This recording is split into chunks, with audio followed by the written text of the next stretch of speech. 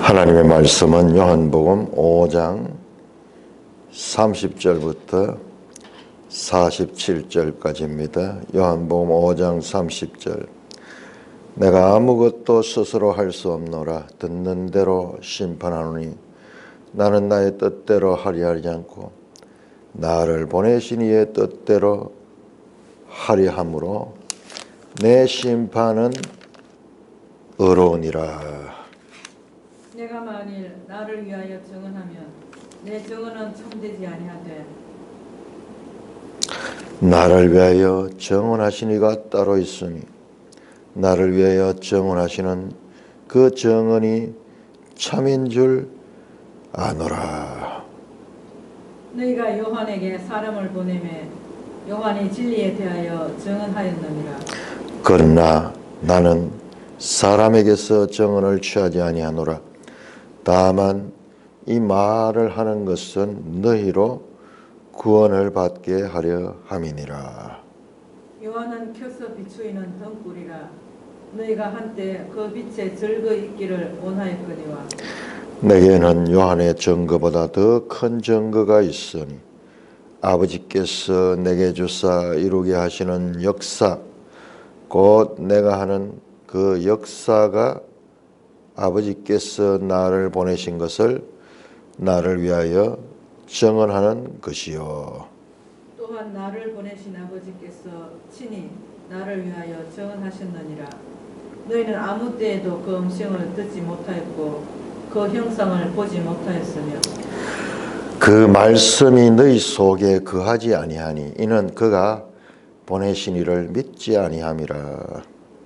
너희가 성경에서 영생을 얻는 줄 생각하고 성경을 연구하거니와 이 성경이 곧 내게 대하여 증언하는 것이니라. 그러나 너희가 영생을 얻기 위하여 내게 오기를 원하지 아니하는도다. 나는 사람에게서 영광을 취하지 아니하노라.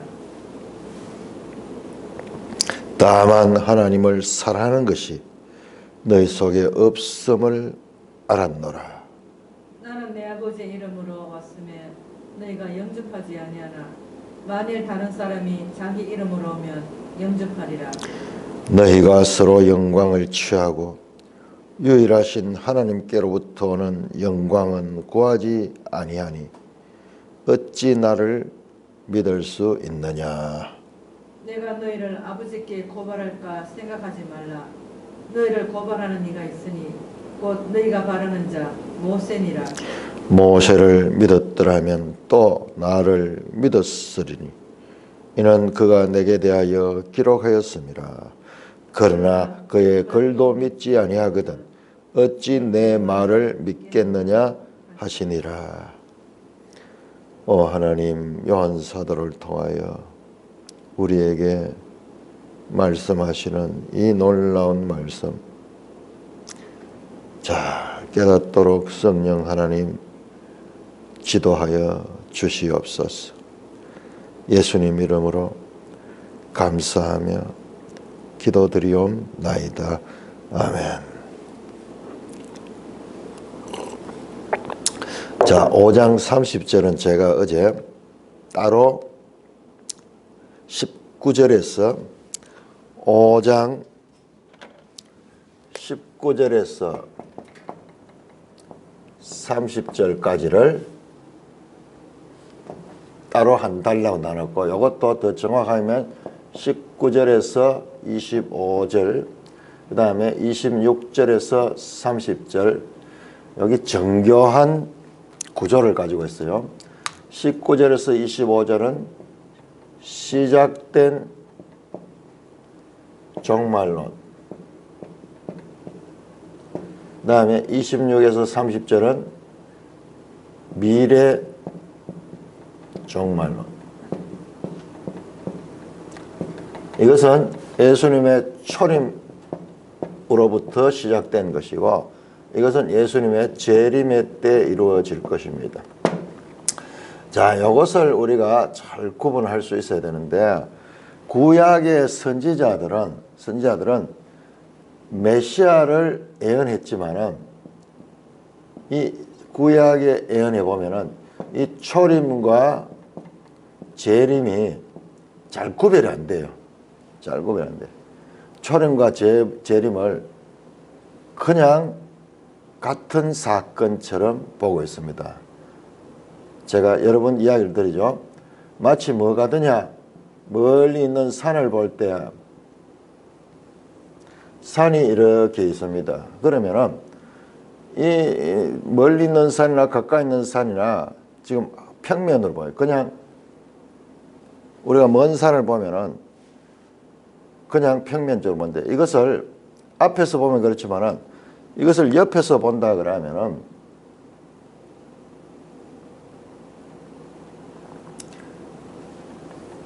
이렇게 돼 있을 수 있는 거야. 자, 옆에서 봤을 때는. 그러나 정면을 봤을 때는 이와 같은 깊이가 없어지는 거죠. 깊이가. 그리고 구약 선지자들의 예언은 초림과 재림이 막 섞여 있어요. 우리가 지난번에 요엘서 공부할 적에도 요엘서에도 이 초림에 대한 거 그때 제가 그 이야기를 했죠. 너희 선생이 오신다 하는 거. 이른 비와 늦은 비가 모래 가는 게 모래 가는 것이 이게 이른 비도 되지만은 선생이 되는 선생 teacher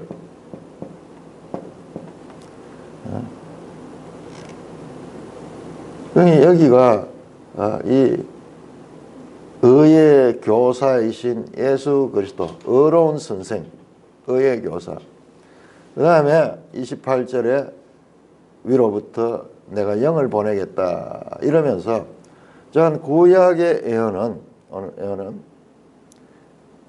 메시아에 대한 예언은 분명하지만은 그것에서 초림이냐 재림이냐에 대해서는 혼재되어 있어요. 정리가 잘 안 돼요. 그런데 우리 신약에 돌아오면은 반드시 이 두 가지를 구별할 수 있어야 됩니다. 신약에 돌아오면은 이것이 미래 종말이냐 예수님의 재림 때를 가리키는 것이냐. 자, 앞에서 나왔습니다. 하나님께 예배하는 자는 영과 진리로 예배할 테니 곧 이때라. 그것은 지금 이 예수님의 초림 지금 이때를 이야기하는 거예요. 그러나 내가 마지막 날에 무덤에 있는 자를 살리고 의로운 자와 악한 자를 심판하라. 그것은 재림을 가리키는 거예요. 지금 예수님의 말씀도 요한복음 5장에서 이 두 가지가 나오는 거예요. 그래서 그 유명한 5장 24절에 믿는 자는 영생을 얻었고 사망에서 생명으로 옮겼느니라. 현재 완료. 아직까지 믿고 죽지도 안 하고 하늘나라 들어가지도 않았는데 그리고 이 자들 다 죽을 건데 그런데도 불구하고 이미 영원한 생명을 가졌고 하나님 나라에 속했다고 말씀하는 이 현례 완료형이 이것이 바로 이와 같은 의미를 가진 거예요. 그리고 장차 의인들은 부활하고 악인들도 부활하는데 선한 일을 행한 자는 영원한 생명에 들어가고 악한 일을 행한 자는 심판을 받게 될 것이다 라는 이 미래 시제가 같은 지금 말씀 가운데 지금 동시에 나오고 있는 거예요. 그러니까 이 두 개를 내가 오늘 저녁에 수요일 날 이것을 더 정교하게 구분할 텐데요. 자, 이거 보세요. 그래서 요 단락이 예수님의 말씀이 19절에서 40 몇 절까지입니까? 47절까지 이어집니다. 아주 긴 설교예요. 지금 이제 요한복음은 다릅니다. 요한복음은 그냥 사건 중심이 아니라 예수님 말씀 중심이에요. 3장에서 니고데모 때도 많은 말씀하셨죠. 사문의 연에게도 많은 말씀하셨죠. 이제 5장에서는 더 많은 말씀, 6장에 가면 더 많은 말씀하시고 나중에 저 14장에서 15장, 16장에 걸쳐서 무려 3장에 걸쳐서도 예수님의 말씀으로 가르치면서 전부 설교가 많은 설교로서 구성되어 있습니다. 자, 이 가운데서 첫 번째 단락으로 나누어지고 31절부터 47절까지는 또 다른 내용을 가진 주제를 가지고, 자, 여기는 정언에 관한 것이고, 정언에 가지고 이것은 심판에 관한, 심판에 관한 것이고, 그 아들이 누구냐, 심판하는 능력이 있다는 거예요. 심판하는 능력. 그러니까 결국 뭐냐 하면은 예수님이 누구신가, 정체성을, 예수님의 정체성을 가르쳐 주고 있는 거예요. 예수 그리스도가 누구신가, 여기에 대한 스스로 예수님께서 자신이 누구라는 것을 지금 이런 기회를 통해 가지고 지금 유대인들과 지금 논쟁 가운데서 지금 말씀하죠. 안식일 문제 때문에 그게 빌미가 되었고, 이제 그걸 빌미로 해서 예수님께서 자신을 소개하는데, 첫째로 자신은 생명을 주는 자다. 생명을 주는 자다. 그리고 그 생명을 가진 자는 영원한 영생을 얻었고, 그렇지 않은 자는 멸망에 이르게 된다. 그렇게 됩니다. 자, 30절을 한번 보세요. 30절을. 내가 아무것도 스스로 할 수 없느니라. 듣는 대로 심판하니 나는 나의 뜻대로 하지 않고 나 보내신 이의 뜻대로 하면 내 심판을. 심판에 대해서 이야기하죠. 바로 앞에 29절이 심판에 대해서 이야기했습니다. 생명의 부활로 악한 일을 행한 자는 심판의 부활로 오리라. 심판하는 27절에 인자됨으로 말 심판하는 권한을 주셨느니라. 자, 그래서 요 30절은 이 심판에 관한 메시지로 앞에 그 단락으로 끊어줘야 돼요. 그러니까 지금 이 성경을 어디에서 끊어서 읽느냐 하는 이 자체가 엄청 이게 쉽지 않은 문제예요. 지금 이런 전문가들도 지금 이 부분에 있어서는 제대로 끊지를 못했어요. 이렇게 뿌리면 뜻이 완전히 산만해져요. 자, 내용은 그겁니다. 예수님은 전적으로 자기의 뜻대로 하지 않고 아버지의 뜻대로 하고 스스로 하지 않는다. 듣는 대로 심판하고 자기 뜻대로 하냐고 보내신 이의 뜻대로 행한다. 전적인 수동성 뿐만 아니라 아버지와 아들이 연합성, 연합성. 전적으로 스스로 하는 것이 아니다. 듣는 것대로 하고 내 뜻대로 하지 않고 아버지 뜻대로 보내신 이의 뜻대로 하기 때문에 내가 심판하는 그 심판도 어렵다는 것입니다. 계속 예수님은 수동성, 성부의 전적인 의존성, 자기가 하는 모든 말들도 보고 들은 것을 말씀하는 거지 그냥 내 생각을 가지고 말하는 것이 아니다. 자, 요 30절과요. 제가 이렇게 했죠. 이렇게 구분했죠. 요 19절과 30절이 인크루즈를 이루고 있어요. 자, 19절 한번 가볼까요? 19절. 5장 19절. 그러므로 예수께서 그들에게 이르시기를 내가 진실로 너희에게 아들이 아버지께서 하시는 일을 보지 않고는 아무것도 스스로 할 수 없나니 아버지께서 행하시는 그것을 아들도 그와 같이 행하는 전적인 아버지에 의해서 아버지에게서 본 것, 아버지에게서 들은 것, 아버지에서 행하시는 그것을 따라하는 거지 스스로 독립적으로 하는 것이 아니다는 말이에요. 그 결국 뭐예요? 아들 되는 예수 그리스도의 정체성, 예수 그리스도가 누구인가를 알리는 거예요. 나는 아버지의 아들이고 내가 하는 일은 아버지의 뜻대로 하는 거지 내 자의적으로 하는 것이 아니다. 전적인 수동성. 자, 예수님의 가르침은 보면은 우리에게도 적용이 되는 거예요. 아들이 아버지께 전적으로 수동적인 그와 같은 삶을 살았듯이 이제 그리스도인들도 우리에게 내주하시는 성령에 전적으로 의존해서 살게 될 것을 나중에는 이 교회 시대를 사도들은 가르칩니다. 예수님이 침례를 받아서 새 생명이 되었듯이 우리도 마찬가지로 침례를 받고 주 안에서 새로운 생명이 되고, 그리고 성령을 그 아들에게 한량없이 부어주었듯이 이제 이 그리스도인들에게도 성령을 보내주시고, 그리스도가 아버지께 전적으로 의존적이었듯이 그리스도인들도 하나님께 전적인 의존적인 삶을 살아야 된다. 이것이 믿음의 삶이야. 이것이 믿음의 삶이야. 내가 주인이 아니고 하나님 아버지가 주인이 되는 삶.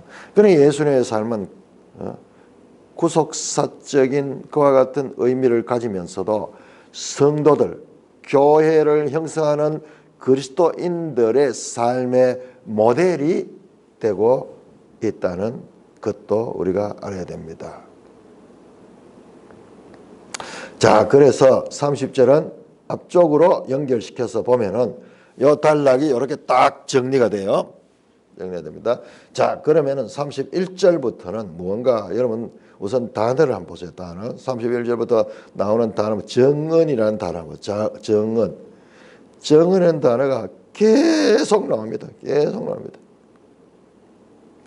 정은 32절에, 33절에, 34절에, 36절에 정극하는 거 똑같은 말이에요. 그 다음에 36절에 정은이 몇 번 나오죠. 37절에, 그 다음에 39절에 성경이 내게 정언한 거다. 그러니까 지금 매일 성경책 보세요. 예수님에 대한 정언을 가리키고 있는 거예요. 우리가 성경 그냥 읽는다고 읽혀지는 게 아니에요. 이것이 지금 뭘 말하는, 이 복잡한 말씀들 가운데 주제가 분명하게 있는데 우리가 이 주제를 제대로 찾기가 쉽지 않죠. 그 성경은 처음에는 얕은 물에서 놀듯이 그냥 읽기만 하면 돼요. 그냥. 그러나 점점 갈수록은 이제 성경을 연구를 해야 돼요. 연구를 해보면은 이야, 이것이 하나님 말씀이구나를 알게 됩니다. 자, 매일 성경 제목에 예수님에 대한 정언이라고 말하죠. 소제목에서 유대인들은 예수님께 안식일을 범하고 신성모독하고 있다고 지적하자 예수님은 여러 정언을 통해 자신이 하나님께서 오신 일을 증명하십니다. 자, 첫째로 자신의 정체성을, 자신은 하나님의 아들이라 하는 것을 드러냈고, 자, 이제는 정언은 이제 우리 신명기 19장 5절에 보면은 정인 있죠. 정인 한 사람이 정인이 될 수 없습니다. 정인은 두 사람 내지 세 사람 돼야 돼요. 정인. 그렇듯이 예수님 자신도 바로 증거받은 자다. 그러면서 자신이 누구신가를 알리고 있는 내용이 이어집니다. 그래서 31절에 내가 만일 나를 위하여 정언하면 내 정언이 참되지 않아야 돼. 그 말이죠. 스스로 자신이 자기를 하나님의 아들이다 혼자서만 가면 정인으로서의 이 설득력이 없잖아요. 모세의 법에 인정을 받지 못하잖아요. 나를 위하여 정언한 이가 따로 있으니 나를 위하여 정언하는 그 정언이 참인 줄 알아. 그래서 정인이 2명, 3명, 4명까지 된다 하는 거예요. 그래서 4가지 정언이 나와요. 4가지 정언. 첫째로 30절에 요한의 정언입니다. 세례 요한의 정언. 첫 번째 정인은 세례 요한입니다. 너희가 요한에게 사람을 보내며 요한이 진리되어 정언하였느냐. 우리 1장 19절에 보면 유대인들, 예루살렘의 유대인들이 요한에게 사람을 보내가지고 조사하게 했죠. 요한은 진리에 대하여 정언하였느라. 알레테이아. 요한복음에 많이 나오는 단어입니다. 요한이 참을 정언했다 이 말이죠. 알레테이아, 진리, 참 같은 단어를 씁니다. 여기서 참이라는 단어를 쓸 때에 이 같은 알레테이아입니다. 그는 진리를 정언했다. 그가 정언한 예수 그리스도는 진리다. 뿐만 아니라 그가 정언한 것은 참이다. 34절 그러나 나는 사람에게 정언을 취하지 않으라. 다만 이 말하는 것은 너희로 구원을 받게 하는 것이다. 요한은 사람이죠. 예수님은 사람에게 정인을 취하지 않고도 하나님의 정언을 통해서 예수님은 하나님의 아들인 것을 알려주셨어요. 그런데도 불구하고 사람에게 정언을 취하지 않는 것은 2장 25절 사람 속에 있는 것이 어떠한가 다 알기 때문에 사람의 정언 가지고 예수님은 증거를 받지 아니하도 되는 하나님의 아들이라는 말이에요. 그런데 다만 이 말은 너희로 구원을 받게 하려니라.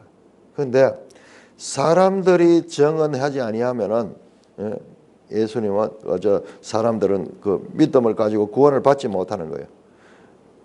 하나님이 직접 정언하지 못하는 거예요. 직접 정언하면 다 죽어버려요. 너희를 구원하기 위해서 사람을 통해서 정언을 한다. 왜? 너희를 구원받기 위해서. 하나님의 아들이 세상을 이처럼 사랑하사 독생자를 주신 것은 이 세상을 심판하라며 구원하라 하셨다. 35절 요한은 켜서 비추인 등불이라 너희가 한때 그 빛에 즐거이 있기를 원하거나. 첫째로 요한이 정언했다. 그렇지만 요한은 그냥 사람이 켜서 비추는 등불 정도의 역할밖에 하지 못한다. 그렇지만 한때 그 빛에 즐거이 있기를 원했다. 요한은 켜서 비추는 등불이라. 저 대낮에 해가 중천에 떠 있을 적에 등불을 켜 있어 봤죠. 그게 아무것도 효력이 없죠. 그러나 깜깜할 때는 그 등불 자체가 엄청난 효력을 발휘합니다. 한때 너희가 그 빛에 즐거이 있기를 원했지만 이제 의의 태양이신 그리스도가 와서 직접 비추고 있는 거예요.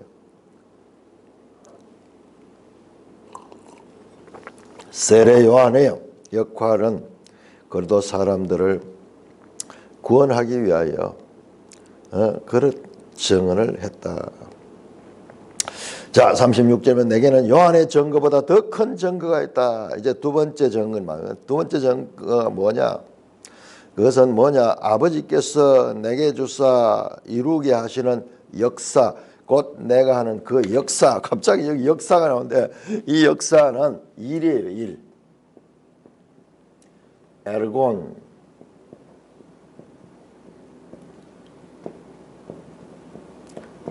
요한복음에서 아주 중요한 단어입니다. 이 단어가 믿음과 더불어 표적과 더불어 주로 표적이라고 말하고 예수님은 이 표적을 표적이라고 말하지 않고 일이라고 아버지께서 보내신 일이라 그렇게 말씀을 합니다. 하나님의 일이라는 말이에요. 하나님의 일. 여기 앞에서 나왔던 말이에요. 그런데 우리가 이걸 또 번역을 역사로 해보니까는 처음 보는 내용 같죠. 자, 우리 4장 34절 한번 볼까요? 사마리아에서 예수님께서 34절에 이렇게 말합니다.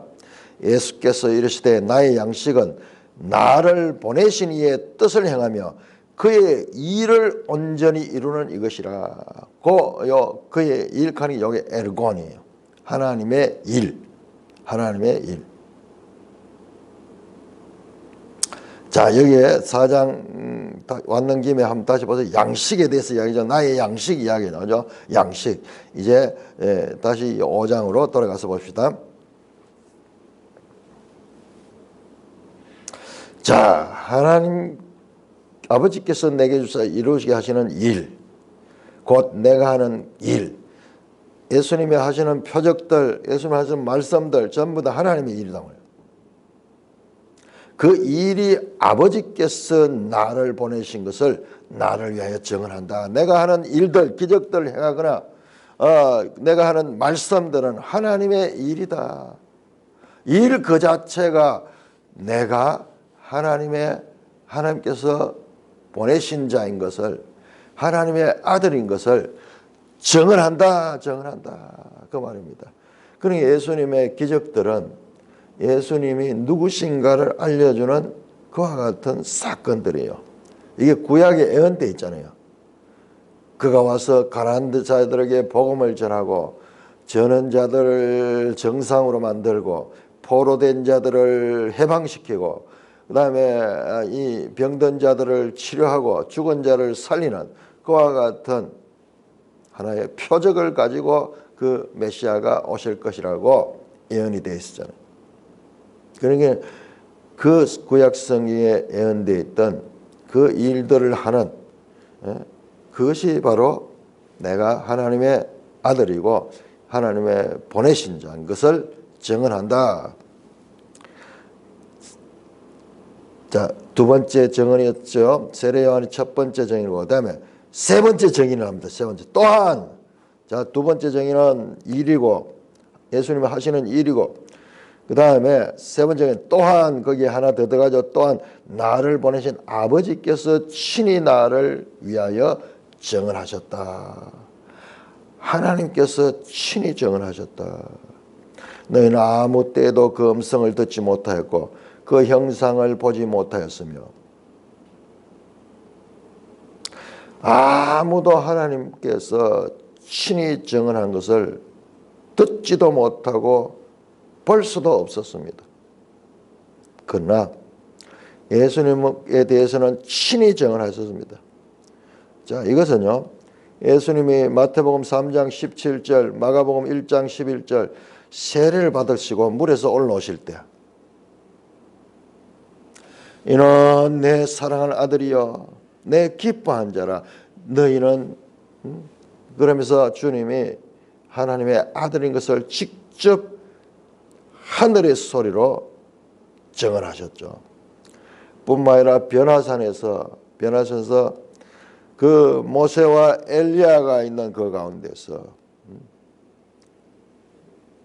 예수님이 함께 등장 옷이 눈같이 휘어졌을 때 그때 하늘로부터 음성이 나왔죠.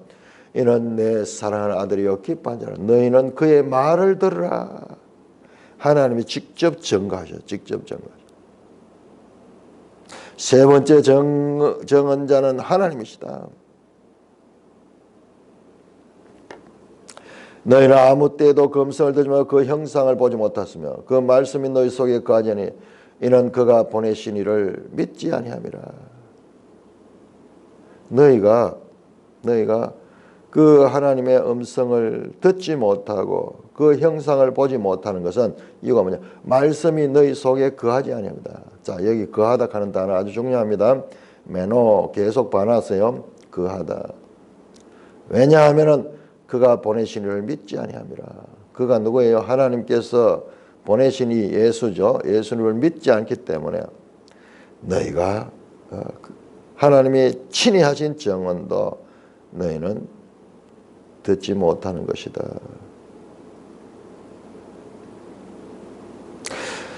자, 그리고 네 번째 증인. 너희가 성경에서 영생을 얻는 줄 생각하고 성경을 영어. 이 성경이 곧 내게 증언하는 거다. 예수님의 증언은 증언하는 자들이 수가 문제가 아니라 증언하는 자들의 권위가요. 어마어마한 거예요. 세례 요한 그리고 예수님의 일 자체 친히 성부 하나님이 증언하시고 뿐만 아니라 성경이 증언하시는 그분이다. 그러니까 요한복음을 통해서 예수님이 누구신가를 우리에게 알려주시고 있는 것입니다. 예수님의 정체성을 알리는 거예요. 너희가 성경에서 영생을 얻는 줄 알고 성경을 연구하지만 이 성경이 곧 내게 대하여 증언하는 것이다. 이 말씀은 누가복음에서 나왔죠. 누가복음 24장 27절 24장 44절 이 성경이 내게 대하여 증언한 것이다. 모세의 글과 선지자의 글과 시편에 이르기를 말씀한 것이 다 나를 가리키는 것이다.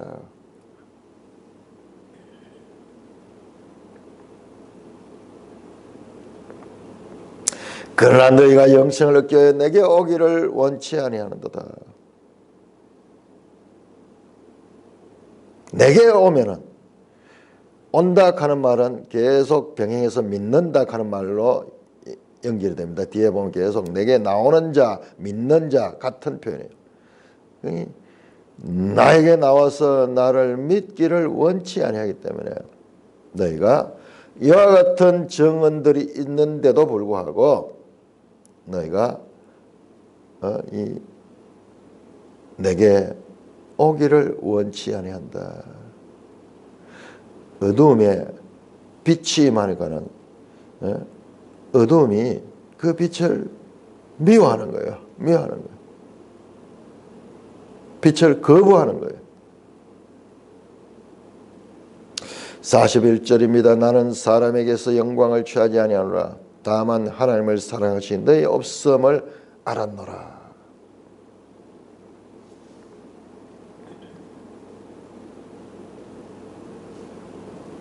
너희들이 하나님께 그리스도에게 나오지 않는 것은 하나님을 사랑하지 않기 때문에 그렇다는 거예요.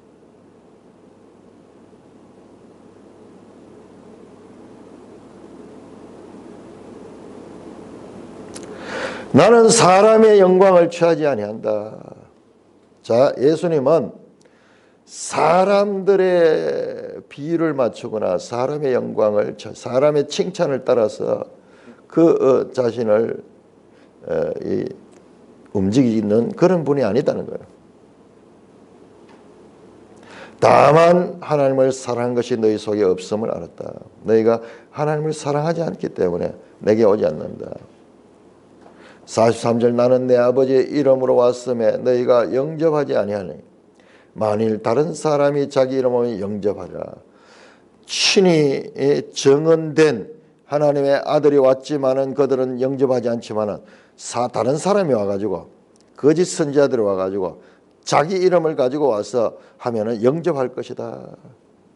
너희가 서로 영광을 취하고 유일하신 하나님께로부터는 영광은 구하지 아니하니 어찌 나를 믿을 수 있나. 너희가 믿지 않는 종지 여기 나오죠. 믿을 수 있느냐. 믿음과 오는 것 나오죠. 40절에 오기를 원치 않았죠. 이것이 믿지 아니했기 때문에 오지 않는 거예요. 그러니까 믿지 않는 거예요. 왜? 하나님이 직접 증언하는 사람을 보다는 누구를 원하냐? 사람들이 서로 인정하는 자들, 사람들의 영광을 구하는 자들. 오늘 44절에 너희가 서로 영광을 취하고 유일하신 하나님께로부터 영광을 구하냐. 하나님의 보내신 자, 하나님의 뜻대로 온 자, 이와 같은 정언들이 말씀하는 그분이 지금 와 있는데 그분을 원치 아니하고 오히려 사람들의 영광을 구하는 거예요. 사람들의 영광을 구하냐. 좀 권위 있는 사람들, 위대한 랍비,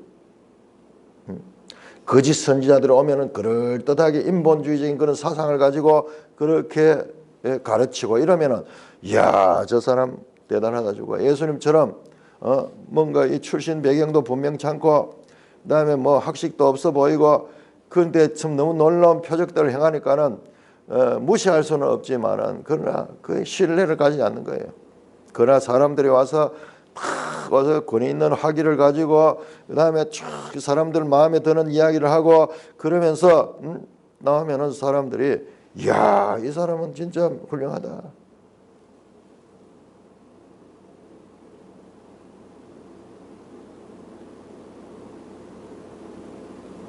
그러니까 믿을 수 없는 거예요. 자, 오늘날도 우리가 교회 안에서 얼마나 하나님 말씀을 바로 증거하지 아니하고 사람들의 생각을 또는 사람들의 유명한 사람들의 권위 있는 사람들의 말을 통해 가지고 성경을 자꾸 설명하려고 그러는지 몰라요. 여러분, 대표적인 사람이 뭐냐면 자유주의 신학자들은요, 이성적으로 성경을 분석하고 비판하는 거예요. 그래서 사람들이 합리적이다 이렇게 하더라고요. 그러니까는 깊이 연구하면 연구할수록 성경과는 멀어지면서 성경을 파괴하려는 일을 하는 거예요. 그런데도 그 사람들이 권위 있다는 거예요. 멋있게 이야기한다. 다 하나님의 오는 영광이 아니라 사람께서 오는 영광을 구하기 때문에 그런 것입니다. 거짓 선지자를 따라가는 것은 하나님을 사랑하지 않기 때문에 그런 거예요.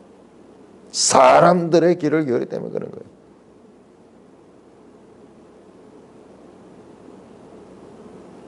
그래서 결론적으로 예수님 말씀합니다. 내가 너희를 아버지께 고발할까 생각하지 말라. 너희를 고발하는 이것은 너희가 바란 자 곧 모세라. 모세를 믿었으면 모세는 뭘 가르칩니까? 성경을 가르쳐. 성경. 47절에 그의 글 이야기죠. 그의 글. 46절에 그가 기록하였다. 모세의 말이죠. 모세가 기록한 그 말씀. 너희가 모세를 제대로 믿고 있지 않는 거예요. 모세를 들고 다니면서 모세를 늘 들먹거리지만 모세의 가르침을 바르게 이해하지 못하는 거예요. 그래서 모세의 글이 너희를 고발한다. 45절에서 47절은 유대인들에게 가장 민감한 부분입니다. 그들은 예수님을 배척하면 그들이 예수님을 배척하는 모세의 판단, 모세의 글과 다르다 그렇게 해서 배척하고 정당하고 모세의 글은 그들의 판단의 기준이 되지만은 그러나 모세는 유대인들의 바로 이러한 불신을 정지할 것입니다. 모세는 절대적으로 유대인의 편이라고 그들은 생각했지만은 이제 그들을 고발하는 것이 바로 모세의 글이 될 것입니다. 모세가 가르친 것을 지금 그들은 지금 제대로 받아들이지 않고 사람의 생각을 가지고 그렇게 헛되게 모세를 들먹이는 것이요. 사람 중심의 성경 해석을 하는 자, 사람의 계명으로 가르친 자들, 이런 자들이 교회 시대 또는 이 유대인들 가운데도 계속 넘쳐났는 거예요. 우리가 지금 이 기준을, 예수님의 기준을 가지고 봐야 돼요. 이게 사람의 영광을 구하는 말씀인가, 아니면은 하나님의 영광을 구하는 말씀인가? 그러니까는 사람의 영광을 구하는 그와 같은 말들은 대단해 보이고 깊이가 있는 것 같지만은, 그러나 그것은 거짓 선지자들의 가르침이다 말이죠.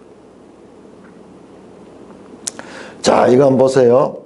지금 이 사람의 영광이냐 하나님의 영광이냐, 우리가 사람의 영광을 구하는데 이 사람의 영광을 구하지 마라. 왜? 사람은 전적 부패다. 이것을 명확하게 정리하지 못하면 우리는요 계속 사람께로 가는 거예요. 사람께로 가는 거예요.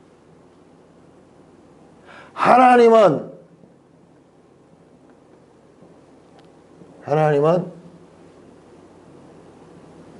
전적 주권자다.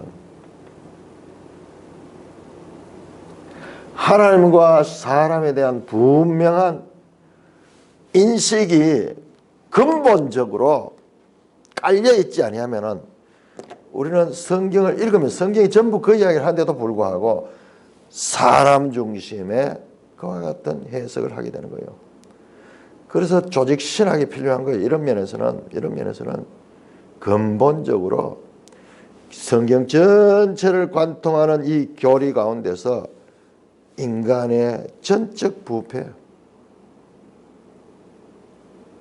구약 성경 전체가 그걸 가르치잖아요. 인간이 하나님의 절대적인 의존적인 존재 자체로서는 전적인 부패한 존재라는 것을 명확하지 못하면 말로 떠들다고 나중에 가면 또 사람에게로 돌아가요. 사람에게로 돌아가요. 이게 인간의 죄성입니다. 죄성입니다. 자기중심성. 이게 죄성입니다.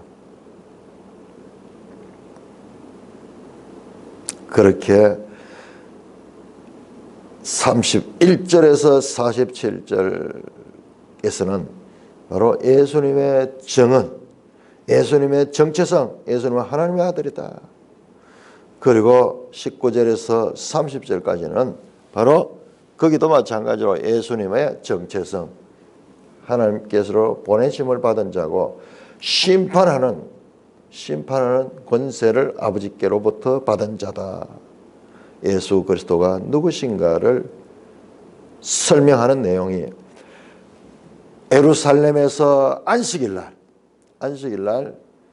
그 38년 된 병자를 낫게 했다고 하는 그 큰 표적은 보지 않고 안식일 범했다는 참으로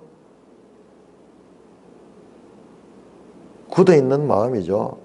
38년 동안 죄의 사슬에 매였다 해방된 그 자를 눈앞에 보면서 그 기쁨과 그의 이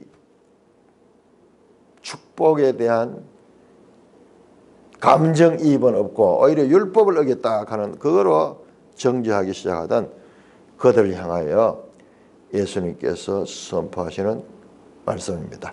자, 우리가 5장 1절을 보세요. 5장 1절 다시 돌아갑니다. 5장을 보면서 5장 1절을 보면 그 후에 유대인의 명절이 되어 예수께서 예루살렘에 올라가시니라.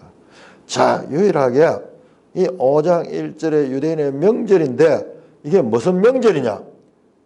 유월절이냐? 오순절이냐? 장막절이냐? 그렇지 않으면 뭐 부림절이냐? 수전절이냐? 이 명절에 대한 이름이 나오지 않고 있습니다. 자, 요한복음의 이 구조나 단어 하나 사용, 그 다음에 모든 내용들이요 엄청난 깊이를 가있다는 거예요. 왜 이 명절은 무슨 명절인지를 기록하지 않았을까?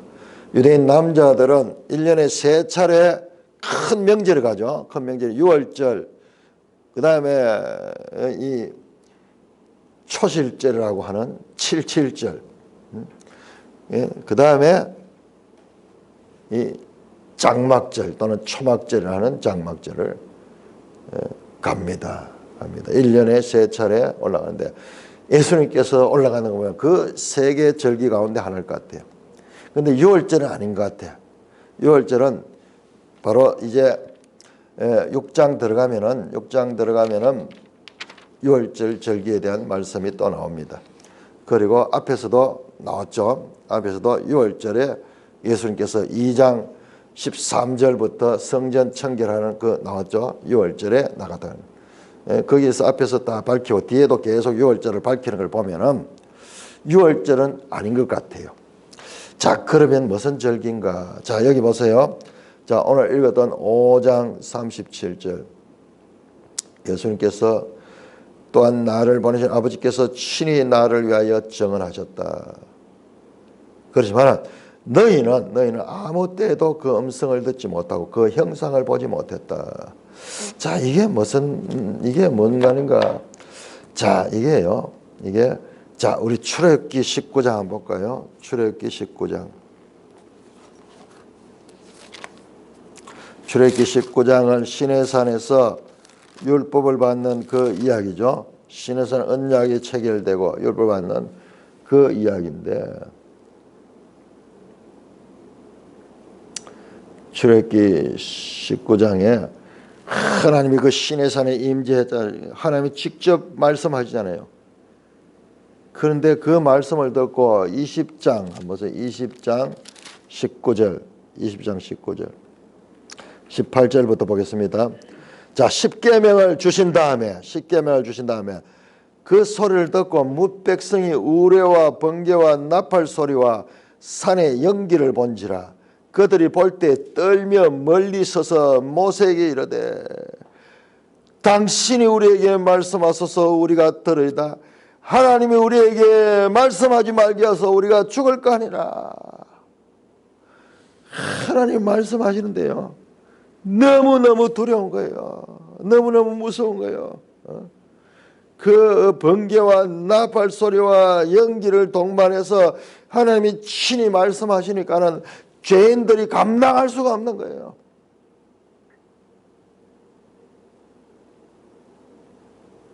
그래서 모세가 그들의 말대로 대신 하나님께 가서 하나님의 말씀을 받아서 전해주죠. 이게 어디서 일어나는 일이에요? 이게 바로 이 시내산 언약에서 나타난 것입니다. 자, 그 형상을 보지 못하였으며, 자, 신명기 4장.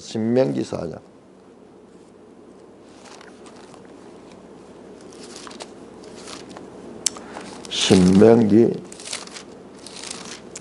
4장 15절, 신명기 4장 12절 볼까요? 12절. 자, 이 일을, 신명기는 과거 있었던 일을 모세가 이 신세대들에게 설명하는 내용이죠. 바로 출애굽해서 호렙산에서, 시내산에서 10절 보세요. 너가 호렙산에서 네 하나님 여호와 앞에 섰던 날에 여호와께서 이랬다. 백성을 다 모의해서 그때 하나님이 임하셨죠. 11절 너희가 가까이 나가 산 아래 서니 그 산에 불이 붙어 불길이 충천하고 어둠과 구름과 흑암이 덮였는데 12절 여호와께서 불길 중에서 너희에게 말씀하시되 음성뿐이므로 너희가 그 말소리만 듣고 형상은 보지 못하였다.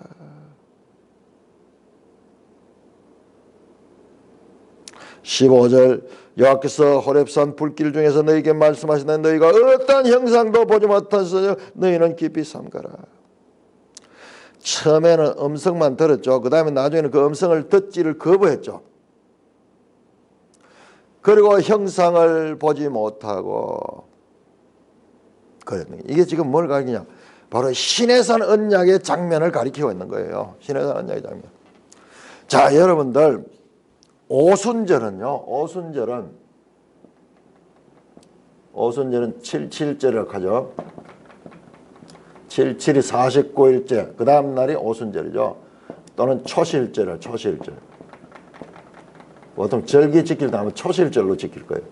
6월절이 지나고 난 다음에 49일이 지난 다음 날 6월절 후에 6월절보다 그러니까 언제 농사는 언제 지고 어떻게 사는지 몰라요. 그 49일 그 다음 날 50일 날이 되죠. 그러니 계속 그 가면은 며칠 걸릴 것 같은데. 그 다음에 장막절 나오죠. 여러분 놀랍게도 이 초실절 이 날이 신약에서는 오순절이라고 불리는 이 날이 어떤 날이냐? 이 날이 바로 시내산에서 율법 수여한 날.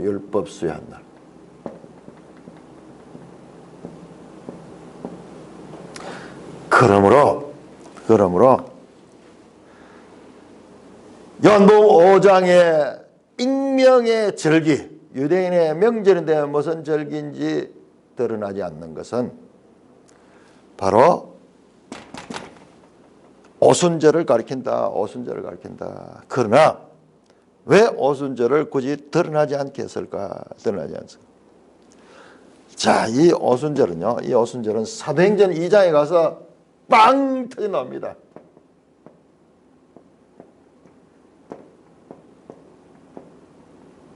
뭐예요? 성령 강림. 자, 시내산 율법 수의 날은 신약에 오면 성령 강림이 날이죠. 자, 요한복음의 핵심 메시지, 예수님이 오셔서 공간복음은 오실 메시아에 대한 소개를 했고, 그래서 그분이 땅에 와서 십자가에 죽으시고 부활했는데 초점이 맞춰 있지만 요한복음은 뭐예요? 그 오신 메시아가 하늘로부터 왔고 그분이 오셔서 뭘 하는가? 성령을 보내주실 것이다. 성령을 가르쳐주고 성령에 대해서 가르치는 이야기가 계속 나오고 있잖아요. 그러므로 이 요한의 이 신비, 요한의 이와 같은 신비주의적인 그와 같은 이 표현 속에는요, 그냥 우리가 일반 그 공간복음 읽듯이 해서는 볼 수 없는 그런 내용들이 그 속에 담겨 있어요. 아직까지는 감추어두고 있어. 계속 이 부분을 감추어두고 있는데, 그러나 그것이 바로 신약의 시작. 이게 신약이에요. 더 이상 유월절에 대한 절기는 없습니다. 유대인들은 지키고 있지만은, 그러나 이제 신약이면 오순절 날이 이미 이르매 유월절에서 오순절로 옮겨지는 시대가 지금 왔는 거예요. 신약은. 그러니까 여기에서 터지는, 아직까지 여기에서는 오순절은 지금까지 가려워져 있어. 그러면서 우리가 볼 적에 여기서 엄청난 걸 볼 수 있습니다. 자, 누가복음 24장에서 예수님의 성경이 내게 대하여 말씀할 것이라는 그와 같은 가르침이 계속 있었죠. 그런데 요한복음에 돌아서 그 가르침이 이어지죠. 요한복음 1장에서 빌립이 그렇게 말씀하죠. 이 모세와 선지자가 기록한 그분이 오셨다. 그리고 오늘 또 나오죠. 너희가 성경이 내게 대하여 증언한 것이나 이 성경이 내게 대하여 증언한 것이다. 39절 5장 39절 나오죠. 그러면서 이 누가복음과 요한복음의 이 연결점이 확실하게 구성됩니다. 그 다음에 이 요한복음에서 감춰진 이 오순절이 사도행전 2장에서 그 베일을 팍 걷고 짠 튀어나오는 거. 그걸 보면은 우리 성경에 제가 계속 그 이야기해서 성경의 기록뿐만 아니라 성경의 배치, 성경의 그 66권을 정하고 그 다음에 66권의 순서, 이것도 다 하나님의 영감으로 됐다 그러죠. 영감으로 됐다. 자, 보세요. 순서 누가복음과 요한복음, 사도행전, 뭐 더 길게 보면 더 길까지 연결해요. 자, 우선 이렇게 세 개만 보더라도 누가복음에서 요한복음으로, 요한복음에서 사도행전으로 이 둘을 연결해주는 이와 같은 꺽쇠 같은 내용들이 그 속에 담겨 있다는 것을 알게 되는 것입니다.